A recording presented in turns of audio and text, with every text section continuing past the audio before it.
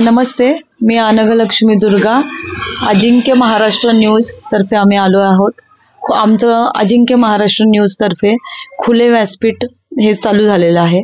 आत्ताचा सध्याचा क्षण जो आहे तो इलेक्शनचा आहे. इलेक्शनच्या प्रभाग क्रमांक 24 मध्ये कसबा मतदारसंघ, सोमवार पेठ, मंगळवार पेठ, रास्ता पेठ आणि थोडासा काही कॅम्पचा भाग, ह्याच्यामधले आपल्या समोर आहेत मुकुंद चव्हाण सर.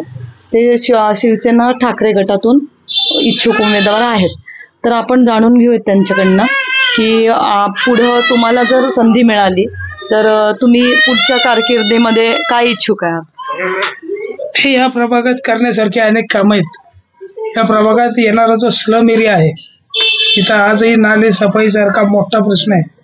स्लम एरियाचं एसआरएचं काम गेले अनेक वर्ष मोठमोठे नेते निवडून आले, पण तो पूर्णपणे दुर्लक्षित आहे. एसआरए होणं गरजेचं आहे.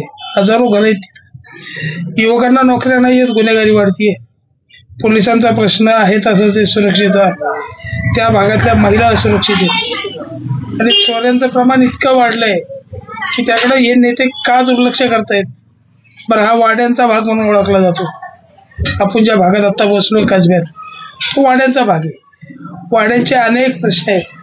शनिवाडा जवळ असल्यामुळे बांधकामाचा प्रश्न जो आहे 300 मीटर 100 मीटर तो प्रलंबित आहे.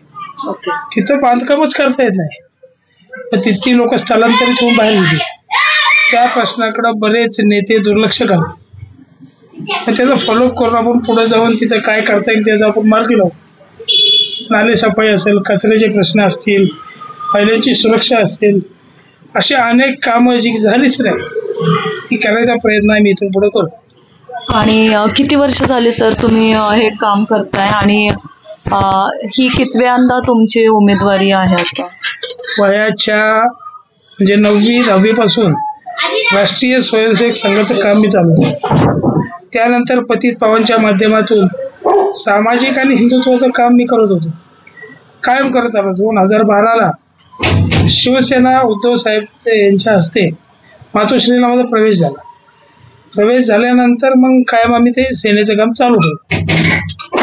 आपल्याला बघता येईल मुकुंद सरांच्या पत्नी पण आहेत, गौरी मॅडम.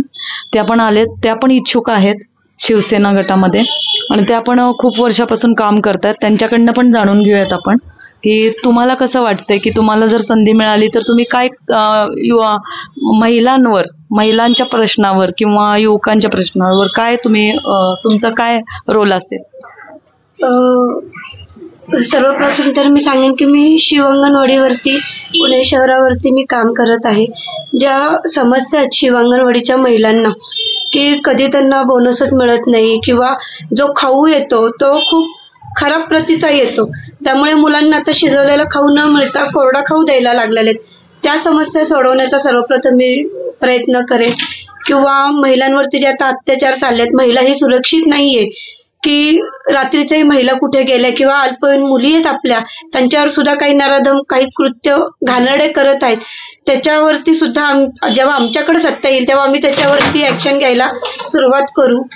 आणि सामाजिक कार्य जर म्हटलं तर करोनाच्या काळामध्ये ज्या देवदासी महिला आहेत त्यांच्यासाठी आम्ही सलग 2 वर्ष 1 रुपया कोणाकडून न घेता स्वखर्चाने आम्ही त्यांना अन्नदान वाटप करत होतो.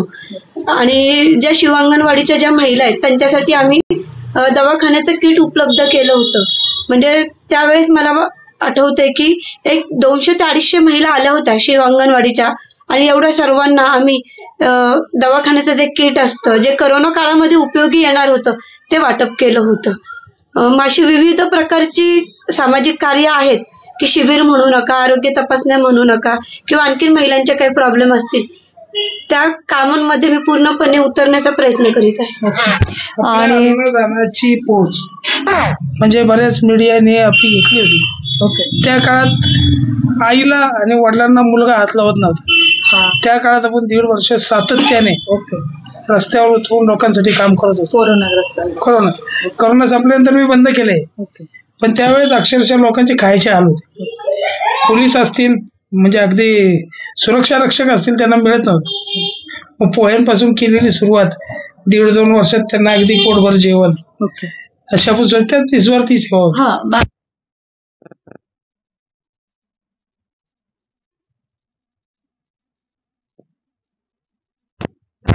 जनसेवक सगळ्यात उत्तम. सेवक असणं कधी उत्तम. सेवक जे करू शकतो तुम्ही मालक होऊन करू शकत नाही. बरोबर. आमच्या बाळासाहेबांचं म्हणजे बाळासाहेब ठाकरेंचं हे वाक्य आहे, नगरसेवक नका होऊ, तुम्ही लोकांची कामं करा, बरोबर आहे. जनसेवक व्हा. बरोबर. नगरसेवकाची आज तुम्ही व्याख्या बघा. नगरसेवक पहिला सायकलवर येतो, 2 व्हीलरवर येतो, 1 वर्षात त्याकडे मर्सिडीज असते, बरोबर. कुठेतरी 10 गुंठे जागा असते, 5 एकर जागा असते, कुठेतरी छान फार्म हाऊस असतो. पुढच्या 5 वर्षांनी आम्ही नगरसेवक असेल याच परिस्थितीत तुम्हाला भेटायला शब्द आहे माझा. तर आपण आख्य न्यूज महाराष्ट्र अनघलक्ष्मी दुर्गा मी बोलत आहे. सरांना आणि मॅडमला पुढच्या वाटचालीसाठी शुभेच्छा. धन्यवाद.